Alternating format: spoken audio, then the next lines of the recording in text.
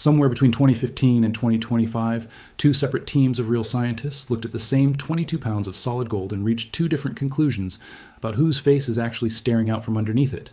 That is not a rumor. That is not a viral exaggeration. That is a documented, ongoing, unresolved dispute inside professional Egyptology. And almost nobody talking about it online has bothered to tell you the real version, because the real version does not need a fictional scanner to be unsettling. It needs a chemistry report. By the end of this, you're going to know exactly what that report says, who is arguing about it right now, and why the most famous face in ancient history still cannot tell us, with certainty, whose face it actually is. Picture the mask, the way people who have stood in front of it describe it, because photographs never quite capture what it does to a room. It is heavier than it looks. 22 pounds of gold, worked into a surface that catches light the way still water catches a sunrise, striped with bands of deep blue lapis lazuli across the headdress, the eyes rimmed in obsidian and quartz that seem to track you as you move. It does not sit behind glass like a painting waits behind glass. It sits like something that is still, in some sense, occupied.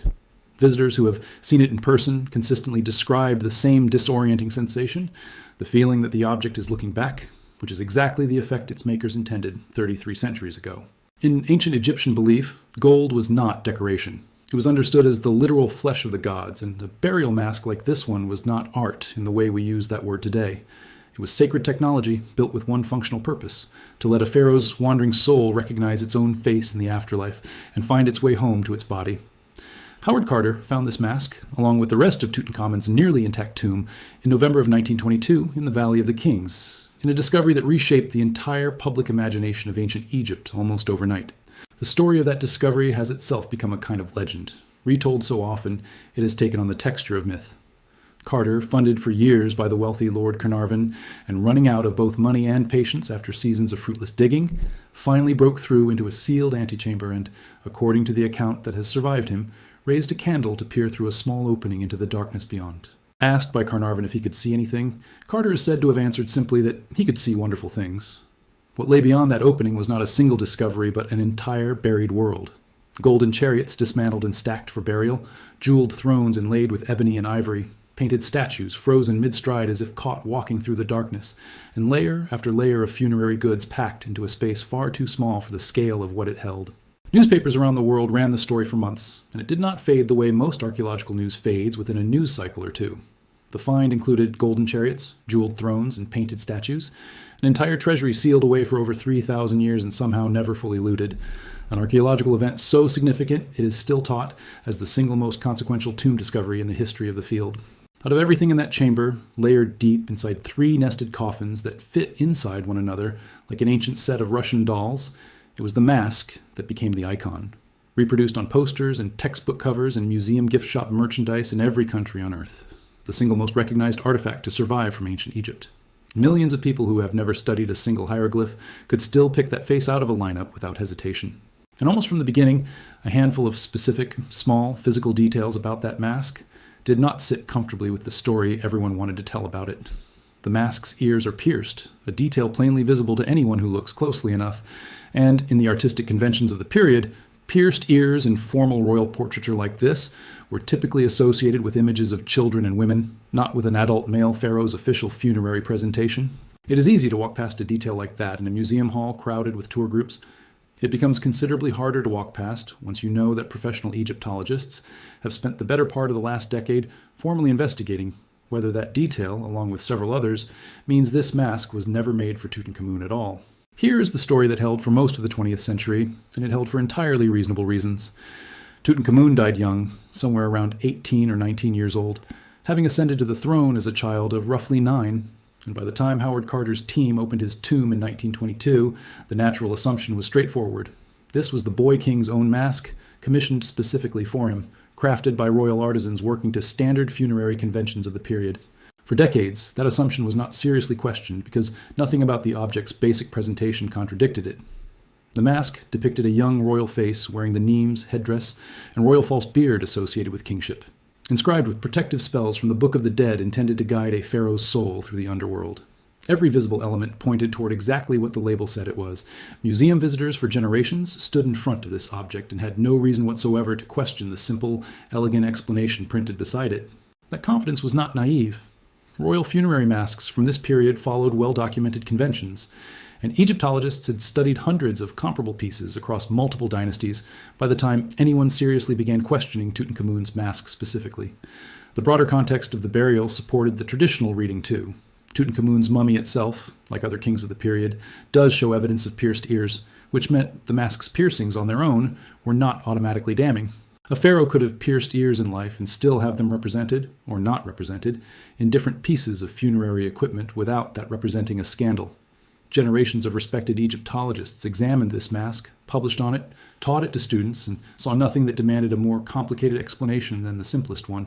For most of a century, the simplest explanation was also the most reasonable one, and treating it with suspicion would have required evidence nobody yet had in hand. There is also a practical reason the traditional story held so firmly for so long, and it has nothing to do with anyone being careless. Non-destructive analytical chemistry capable of reading gold alloy composition down to the carat, without so much as scratching the surface of an irreplaceable object, simply did not exist in any accessible form for most of the 20th century. Early Egyptologists working in the decades after Carter's discovery had eyes, careful notes, comparative art history, and little else. They could observe proportions, study iconographic convention, and compare the mask against other known royal portraits. But they had no way to interrogate the actual metal itself at a molecular level. Suspicion about a detail like pierced ears could exist as a passing observation, but it had no analytical pathway toward becoming a testable scientific claim. The mainstream story was not stubbornly defended against available evidence. It was the most defensible position available, given the tools the field actually had for the better part of 80 years. Here's where it starts to fall apart. And it falls apart specifically because someone was willing to look past the label and start asking harder questions about manufacturing technique rather than iconography alone. In 2015, British Egyptologist Nicholas Reeves published an analysis proposing something that broke sharply from a century of consensus: that the mask might have originally been created not for Tutankhamun at all, but for Queen Nefertiti, the boy king's stepmother, one of the most powerful and mysterious women in Egyptian history, whose own tomb has never been definitively located. Reeves pointed to what he described as the mask's distinctly feminine facial proportions, and its resemblance to the famous painted bust of Nefertiti housed in Berlin, and he proposed a specific, testable historical scenario to explain it. Tutankhamun died suddenly and young, with none of the advanced preparation a pharaoh's funeral usually received. Egyptian religious law required burial within a tight ritual window. If no mask existed yet for the unexpectedly dead boy king, Reeves argued, the royal workshop under pressure might have reached for whatever royal-grade funerary equipment was already available, including material originally prepared for Nefertiti, and adapted it in haste. Now look closer, because the ear piercings were not the only detail Reeves and others pointed to.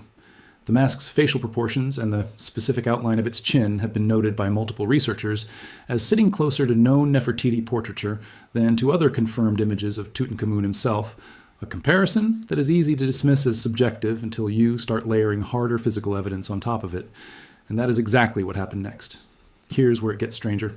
Visible on close physical inspection of the mask is evidence of soldering, a manufacturing seam where different pieces of gold were joined.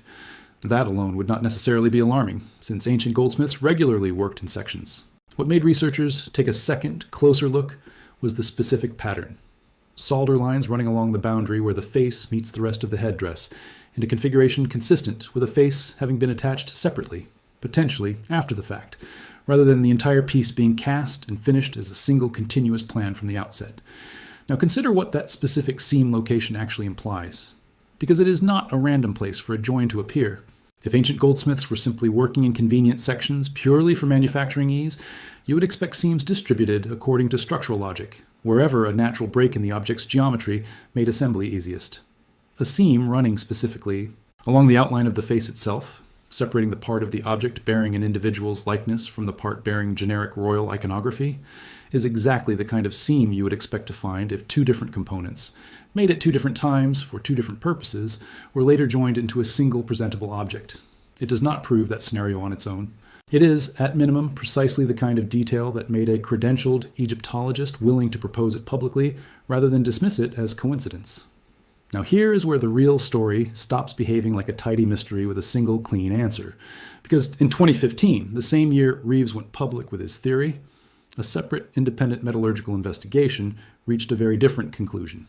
Metal conservator Christian Ekman, leading restoration work on the mask, after an unrelated 2014 incident in which the mask's ceremonial beard had been accidentally knocked off and hastily reattached with epoxy by museum staff, conducted his own detailed physical and chemical analysis of the piece as part of the proper restoration. Ekman's team found no trace of the face having actually been swapped or replaced. His conclusion was that constructing a royal mask like this in separate sections and joining them was, in fact, the standard method used by ancient Egyptian goldsmiths, not evidence of a rushed, deceptive alteration. On the ear-piercing question specifically, Ekman noted something that undercut part of Reeves's argument directly. Tutankhamun's own mummy, along with other kings from the period, does show evidence of pierced ears, meaning the mask depicting pierced ears was not automatically proof that the face beneath the gold belonged to someone else. So by the end of 2015 alone, you already have two credentialed, named experts working independently, examining overlapping physical evidence on the same object, and arriving at opposite conclusions. That is not a fringe theory being dismissed by mainstream consensus. That is mainstream Egyptology disagreeing with itself in public, using real chemistry and real manufacturing analysis about the identity of the most famous face in the ancient world. And it did not end there, because the story picked back up 10 years later. In late 2025, a fresh laboratory investigation conducted jointly between researchers working in Cairo and at Oxford, in combination with additional findings from the University of York, went back to the mask's material chemistry with newer analytical techniques.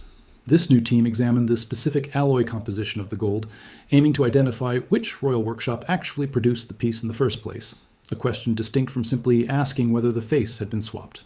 Their data pointed once again toward Nefertiti as the mask's original intended owner, with the York researchers specifically noting that the facial proportions and chin outline matched documented portraits of Nefertiti more closely than portraits of Tutankhamun.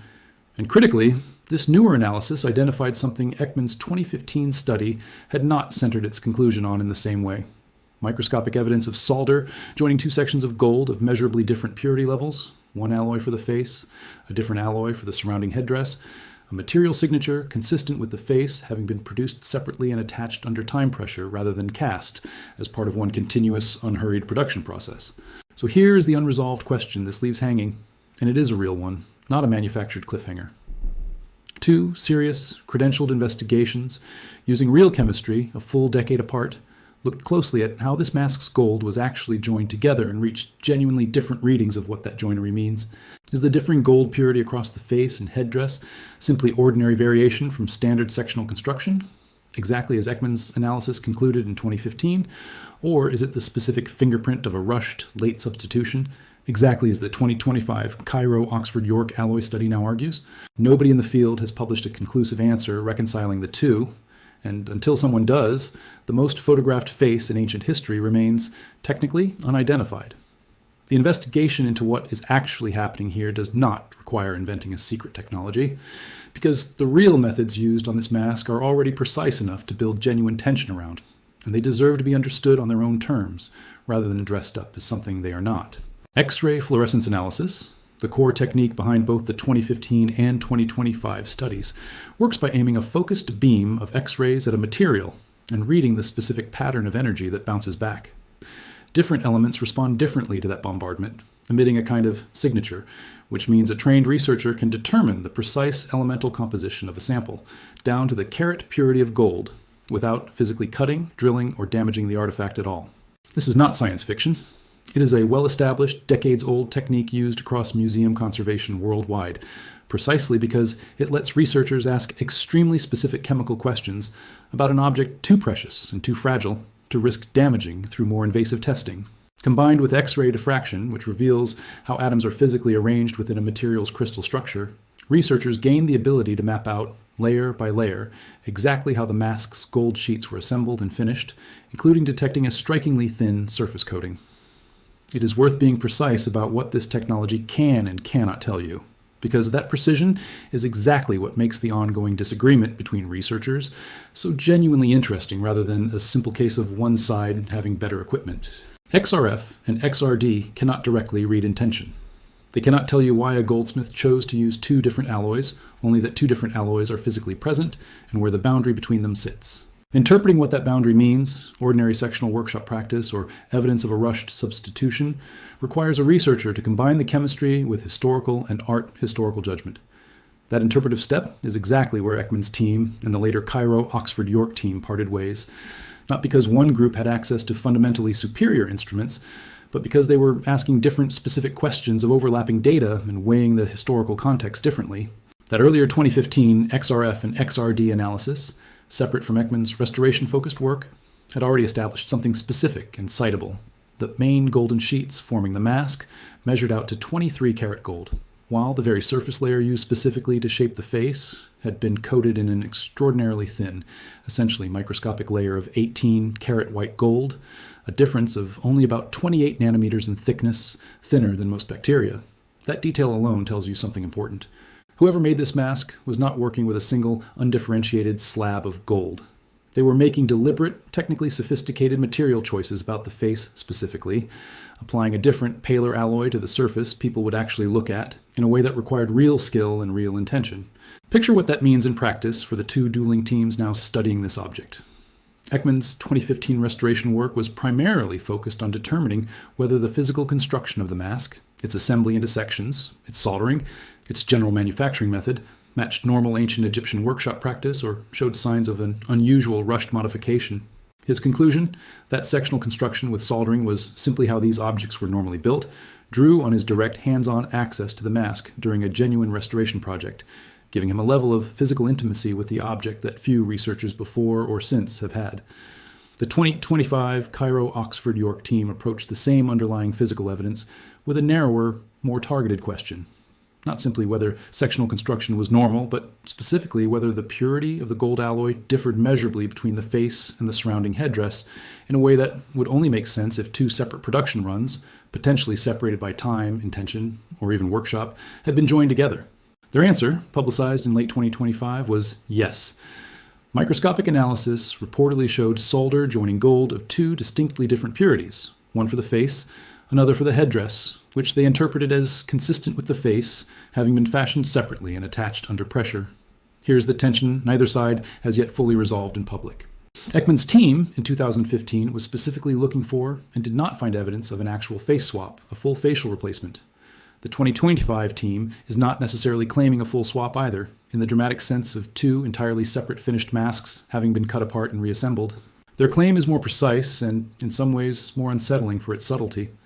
That the mask's construction shows signs consistent with the face component specifically having originated from separate material, possibly originally intended for a different, earlier royal commission, before being incorporated into the final object we now call Tutankhamun's mask, whether that is a meaningfully different claim from what Ekman investigated a decade earlier, or whether it is the same underlying physical evidence simply being read through a new, more specific analytical lens, is exactly the kind of technical distinction that has not yet been publicly and definitively settled between the two research groups. The reveal here is not a single dramatic scene inside one laboratory. It is the moment you place both findings side by side and realize the field itself has not resolved this, which is a far stranger and more honest kind of reveal than any single climactic discovery could offer. Picture two separate rooms, a full decade apart, both containing the same object under different lighting, different instruments, different questions. In the first room, in 2015, a conservator carefully examining a mask he has been entrusted to repair after an embarrassing accidental breakage finds himself specifically checking for evidence of fraud, of deception, of a stolen face grafted crudely onto a stranger's headdress, and finds instead a construction method that looks, to his trained eye, exactly like what ancient Egyptian goldsmiths normally did. He publishes his findings. The dramatic theory, in the framing of that moment, appears to lose. In the second room, 10 years later, a different team with access to more refined alloy analysis techniques goes looking for something more specific than fraud, a measurable purity gap between two sections of gold, and finds exactly that gap, interpreted through the lens of workshop practice under deadline pressure rather than crude deception. The dramatic theory, reframed, returns. Sit with that for a second, because it is not a story about who was right and who was wrong. Both researchers used real, verifiable, non-destructive scientific technique. Both examined overlapping physical evidence on the exact same object. Both reached conclusions that were internally consistent with the specific question each was asking. The mask itself did not change in that decade. The tools asking questions of it got more precise, and more precise tools did not settle the debate. They complicated it because a purity difference in gold alloy is real, measurable data, and reasonable. Credentialed experts can still interpret what that data means about intent and history in genuinely different ways. Think about what that actually implies about certainty itself. In a field that spends its entire existence trying to reconstruct events from 3,000 years ago using whatever physical fragments happen to survive. It would be far more comfortable, as a viewer, if this story ended with a single laboratory scene, a single dramatic finding, a single moment where a computer screen definitively displayed a hidden name, and everyone in the room fell silent because the question had finally, permanently been answered. That is not what happened here, and pretending otherwise would be its own kind of dishonesty. What actually happened is messier, and once you sit with it, more genuinely unsettling. An object millions of people treat as fully understood is still, quietly, quantifiably contested by the very experts whose job it is to understand it. Here is the plain language version of what that means for the object sitting in the Grand Egyptian Museum right now, drawing millions of visitors a year, most of whom have no idea any of this debate exists. The mask you can walk up to and photograph today has an alloy composition genuinely inconsistent enough between its face and its headdress that two separate serious scientific investigations have flagged it as noteworthy, a decade apart, using different methods, and neither team has published a joint or reconciled explanation for what that inconsistency ultimately means. This is not settled history hiding behind a museum placard. This is an open technical question sitting directly underneath one of the most photographed objects on the planet, unresolved, while millions of visitors walk past it each year assuming the question was answered a century ago. What it means for the larger, historical narrative is worth sitting with honestly, because it reshapes more than just one artifact. If the face genuinely originated as separate material, possibly connected to Nefertiti or another royal figure who briefly held power in the volatile years surrounding Tutankhamun's short reign, it reframes the entire object from a straightforward personal memorial into something closer to a hurried political improvisation, assembled under the specific pressure of Egyptian religious law's rigid 70-day burial window, using whatever royal-grade materials the workshop had on hand when a young king died without warning. That reframing does not diminish the mask. If anything, it makes the true story more human. Not a flawless masterpiece built with a decade of unhurried planning, but a desperate, technically brilliant improvisation completed under genuine crisis, by artisans working against a deadline that could not be moved for any reason, sacred or political. It also reframes the surrounding political moment in ways that connect directly to real, documented Egyptian history rather than speculation. Tutankhamun reigned during the immediate aftermath of one of the most turbulent religious upheavals in Egyptian history, the Amarna period, when his likely father, Akhenaten, had attempted to overturn Egypt's traditional polytheistic religion in favor of worship centered on a single sun disk deity.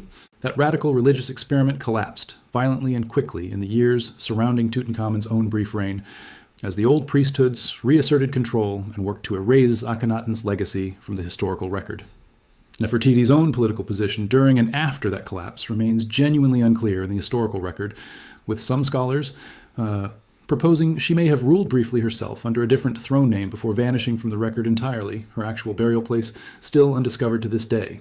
A mask connecting her workshop's material directly to Tutankhamun's rushed burial would sit precisely inside that same unresolved political chaos, which makes the metallurgical dispute feel less like an isolated curiosity and more like a physical artifact of exactly the kind of upheaval historians already know this period contained. That raises at least 2 or 3 cascading questions the field has not answered yet. If the face's gold alloy really does trace to a separate original commission, does that mean other objects buried alongside Tutankhamun, objects long assumed to be his personal funerary equipment, might similarly trace back to material originally intended for other royal figures whose burials never happened as planned?